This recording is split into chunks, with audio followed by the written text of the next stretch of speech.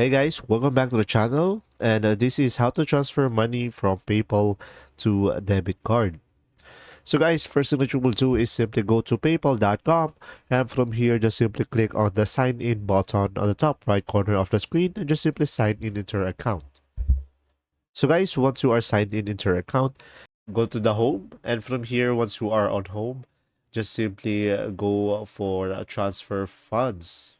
So guys, from here you will have two options. You can have instant and standard. So just simply select what you prefer and just simply link your bank account. So let's say I want this one, standard.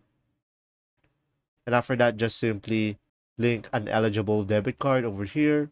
And after that, just simply link your card. And from there, just simply click on the link card. And after that, guys, once you have linked your debit card, just simply go ahead and provide the amount that you want to transfer. And from there, just simply provide the necessary information in order to proceed and follow the prompts. And that's simply about it. I hope this video helped you understand more about PayPal, and thanks for watching. See ya!